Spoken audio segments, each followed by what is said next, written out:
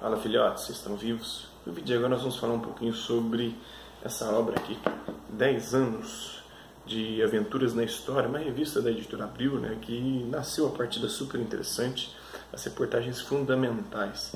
Infelizmente foi extinta, né? Assim como várias revistas estão perdendo espaço para o mundo digital, revistas, jornais impressos, isso está tendo, né, uma queda de mercado significativo que está fazendo com que isso deixe de existir, mas é uma revista muito interessante. Ela tem um pleonasmo bem, né? Mas vamos falar um pouquinho sobre política, religião e sexo no tempo de Jesus.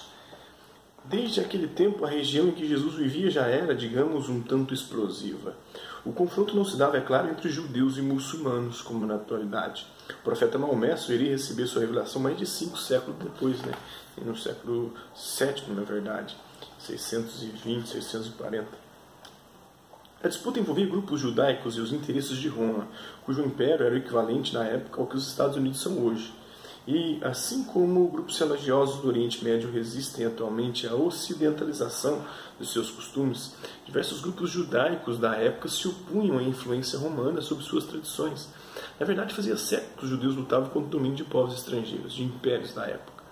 Antes, e praticavam atos terroristas também. Tinha alguns grupos que eram bastante radicais e o próprio Pedro era, parece que, segundo alguns estudos, integrante de um desses grupos radicais, por isso que ele corta a orelha do soldado. Tem também o Judas, que muitos diziam que eles esperavam um líder revolucionário, uma espécie de terrorista para fazer com que organizasse o povo para lutar contra o Império Romano, e quando ele viu que era nariz, acabou vendendo entregando Jesus por 30 moedas. Na verdade, fazia séculos que os judeus lutavam contra o mundo. Então, antes de os romanos chegarem, no ano 63 a.C., eles haviam sido subjugados pelos assírios, babilônios, persas, macedônios, seleucidas e ptolomeus. Olha só, desde o Egito antigo eles já estavam sendo dominados, né? Povos escravizados, submetidos servilmente. Os judeus sonhavam com a ascensão de um monarca forte como fora o rei Davi, que por volta do século X a.C. inaugurara um tempo de relativa estabilidade política e financeira. Não à toa Davi seria lembrado como Messias, ou ungido por Javé, ou por Jeová, ou por Iavé, o tetragrama sagrado. E assim como ele, outros Messias eram aguardados para libertar o povo de Deus. Tanto que teve trocentos Messias naquela época, e só a história de Jesus acabou vingando com o tempo. A resistência aos romanos se dava de maneiras variadas. A primeira delas, e mais feroz, era identificada como simples banditismo. Banditismo, né? Pequenos crimes. Né? Nessas categorias estavam bandos de criminosos formados por camponeses miseráveis que atacavam comerciantes, membros da elite romana ou qualquer desavisado que viajasse levando uma carga valiosa. Além do banditismo, havia resistência inspirada pela religião, principalmente a dos chamados movimentos apocalípticos. De acordo com os seguidores desses movimentos, Israel estava prestes a ser libertada por uma intervenção direta de Deus, que traria prosperidade, justiça, liberdade e paz para a região. A questão era saber como se preparar para esse dia. Alguns grupos, como os Zelotes, acreditavam que o melhor a fazer era se armar e partir para a guerra, os terroristas, né? Entre aspas. Os Zelotes, Pedro era do grupo dos Zelotes, né? Contra os romanos, na crença de que Deus apareceria para lutar ao lado dos hebreus. Para outros grupos, como os essênios, a violência era desnecessária, então eles viviam meio que numa espécie de monarquismo judaico. Viviam isolados, em grutas, nos desertos. Os essênios. Onde que eu parei aqui? A violência era desnecessária, o melhor mesmo a fazer era se retirar para viver em comunidades monásticas distantes das impurezas dos grandes centros. E Jesus, de que lado estava? Segundo alguns historiadores, ele participou algum tempo da comunidade monástica dos essênios. E volta de lá já com essa inspiração de que seria o Messias, de que ele seria ungido, enviado por Deus, o próprio Filho de Deus encarnado para salvar a humanidade. É quase certo de que Jesus tenha tido contato com ao menos um líder apocalíptico de sua época, que preparava o próprio João no líder apocalíptico. Ele dizia que ele era aquele que veio aplanar os caminhos para a vinda do Senhor. Ele preparava seus seguidores por meio de um ritual de imersão nas águas do Rio Jordão. Se você postou em João Batista, acertou. Ele que dizia que tinha vindo preparar os caminhos do Senhor.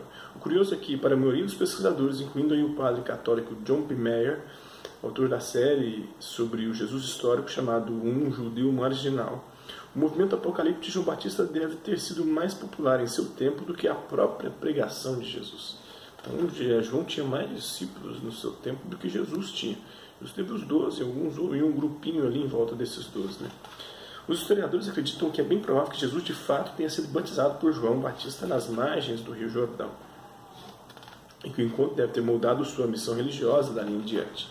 O João, que era um caniço, solitário, a pregar no deserto, apesar de não haver nenhuma restrição para que um líder religioso judeu tivesse relações com mulheres em seu tempo, ninguém sabe ainda se entre as práticas espirituais de Jesus estaria o celibato. Da mesma forma, afirmar que ele teve relações com Maria Madalena, como no enredo dos livros de O Código da Vinci, também não passaria de uma grande especulação de uma viagem na maionese. Não tem como nem dizer que ele era celibatário, nem que não. Mas o mais provável era que não, pelo menos segundo a tradição. Há livros apócrifos, mas já bem posteriores, que dizem que ele teria tido um caso com Maria Madalena, ou teve outras mulheres, mas aí já entra para a questão apócrifa. Então isso é um pouco da história do tempo de Jesus, da política, como é que era a religião, como é que era o sexo e como é que o terrorismo acontecia naquela época e por parte de judeus. Os muçulmanos se veem ameaçados pelo Império Norte-Americano e tentam se defender e tentam reconquistar o seu território, um território que eles não tomaram dos judeus. Esse território foi tomado dos muçulmanos, na verdade, porque eles tomaram conta de lá. Quem subiu a região da Judéia foram o Império Romano, no ano 70 depois de Cristo, e a partir dali os judeus se dispersaram pelo mundo. Então aquela região ali ficou meio que vaga, vários povos dominaram aquela região, até que um desses povos foi os muçulmanos, que ficaram lá desde depois da ascensão de Maomé, a assunção dele para o céu, né? Eles dominaram aquela região, até 1948, quando a ONU decide que aquela região deveria ceder um espaço para os judeus, e aí depois eles foram conquistando mais territórios e só afastando os palestinos e os muçulmanos, e virou esse conflito. E tudo isso com a participação e anuência e também o apoio dos Estados Unidos, que é esse império que se iguala ao Império Romano. Então é isso aí, espero que vocês tenham gostado do vídeo. Quem curtiu, dá um like, quem não curtiu, dá um dislike. Quem se interessar pelo conteúdo do canal, é só se inscrever, ativar o sininho e aguardar os próximos vídeos e as próximas notificações. Deixe também seus comentários dizendo o que você tem achado dos vídeos e sugestões de temas e assuntos para serem abordados em vídeos posteriores. É isso aí, hasta la vista, babies, e até a próxima.